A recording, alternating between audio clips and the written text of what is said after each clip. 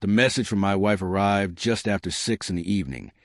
Simple enough that most husbands would never question it. I'm working late in the city. Don't wait up.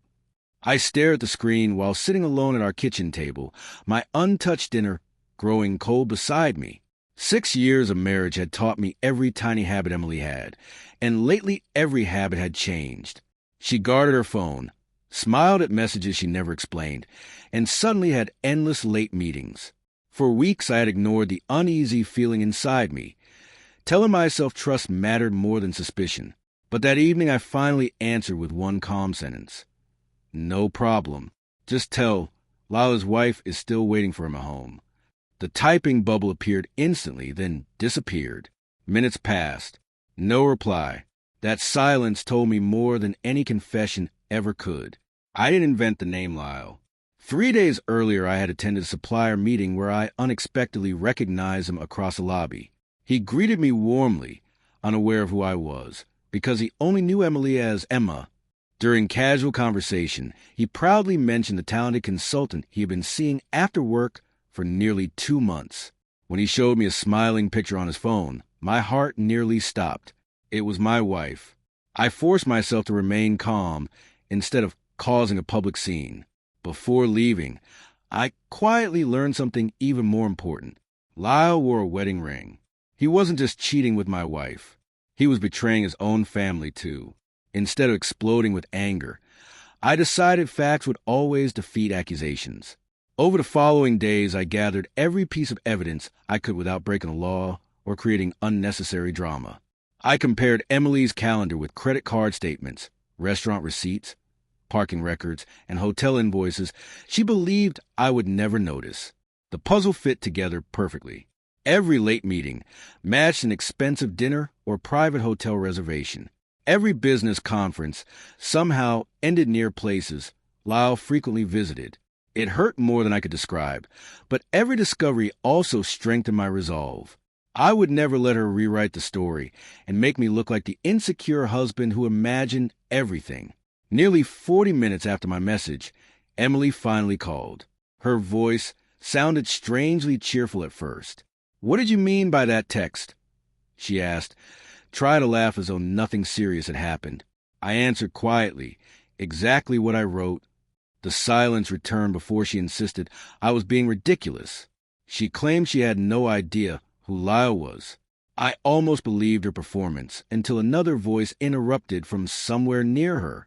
A man whispered, "Is everything okay?" Emily quickly muted the phone, but she had already made one fatal mistake. I had heard enough. When she came back, her confident tone had completely vanished. For the first time since we married, she sounded genuinely afraid. Rather than argue, I ended the call and drove somewhere else entirely. Earlier that afternoon, I had found Lyle's wife's public business profile online and politely asked whether we could meet if she had an urgent personal matter involving her husband. She agreed without knowing the reason. Her name was Sarah, and she arrived looking nervous but composed. I showed her only one screenshot at first.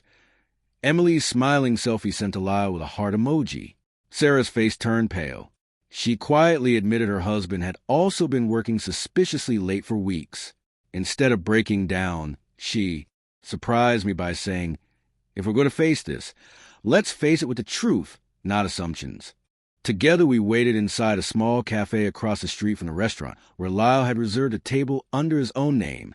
Sarah remained remarkably calm, while I struggled to keep my emotions under control. At exactly 7:45, a familiar silver sedan pulled into the parking lot. Emily stepped out wearing the elegant dress she had supposedly bought for an office awards dinner that never existed. Moments later, Lyle joined her, smiling as though they had no worries in the world. Sarah squeezed her coffee cup so tightly I thought it might crack. Neither of us rushed outside. We simply watched the truth arrive exactly where the lies had predicted. When dinner ended, Sarah and I walked toward them together. Emily saw me first. The color drained from her face, so quickly it looked as though every drop of confidence had disappeared in one heartbeat. Lyle turned around, smiling until he recognized his wife standing beside me. No one shouted. No one created the dramatic public scene they probably expected. Sarah calmly asked Lyle one question. How long? He couldn't answer. Emily reached for my arm, desperately trying to explain that everything looked worse than it really was. I stepped back before she touched me. No, I replied quietly. Everything looks exactly like it is. Emily spent the next several minutes throwing excuses into the air, hoping one might somehow survive. She claimed Lyle was only a client. Then she admitted they had become friends. Moments later, she insisted nothing physical had happened. Unfortunately for her, facts refused to cooperate with fiction. I calmly showed printed hotel reservations, photographs with matching dates, and messages she had forgotten existed in our shared cloud backup. Every new page erased another excuse. Lyle lowered his head without saying a word. Sarah looked heartbroken, but she thanked me for bringing evidence instead of rumors. Emily finally realized there was no version of reality where she could escape accountability. The following morning, Emily returned home, expecting another emotional confrontation. Instead, she found organized folders spread neatly across the dining table. Bank statements, legal documents, photographs, property records, and a respectful letter from my attorney sat waiting beside my wedding ring. I wasn't interested in revenge through screaming or humiliation. I wanted a clean ending built on honesty. Emily cried harder than I had ever seen before, insisting she had made a terrible mistake and begging for another chance. I listened without interrupting, because everyone deserves to be heard. When she finished, I simply answered, "You didn't lose me because of one mistake. You lost me because you protected hundreds of lives." Friends and relatives soon learned what happened, but I refused to destroy Emily's reputation with exaggerated stories. Whenever someone asked why our marriage ended, I answered with the same simple sentence. Trust disappeared, and without trust, marriage cannot survive.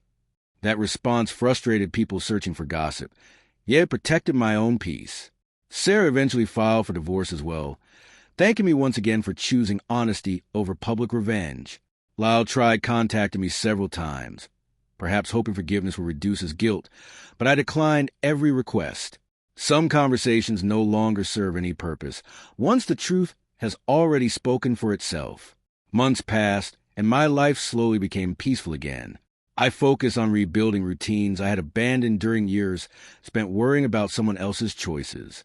I exercised regularly, reconnected with old friends, traveled on weekends, and accepted a promotion I had previously declined because Emily disliked the extra responsibility. Every small victory reminded me that healing isn't one dramatic moment. It's hundreds of quiet decisions to move forward instead of looking backward. One afternoon, I accidentally saw Emily across another cafe. She looked older, exhausted, and completely different from the confident woman who once believed she could hide an entire second life behind ordinary text messages. As I walked away that day, my phone buzzed with a new message. For one brief second, I expected history to repeat itself. Instead, it was my sister inviting me to dinner with our family. I smiled, slipped the phone back into my pocket, and realized something important. The most painful text message I had ever received had also become the beginning of my freedom. Emily believed a simple lie about working late would protect her secret forever. She never imagined one calm reply mentioning another man's name would unravel everything she had carefully hidden. In the end, it wasn't anger that exposed the truth. It was silence, patience, undeniable evidence, and the courage to finally walk away toward a life built on honesty instead of deception.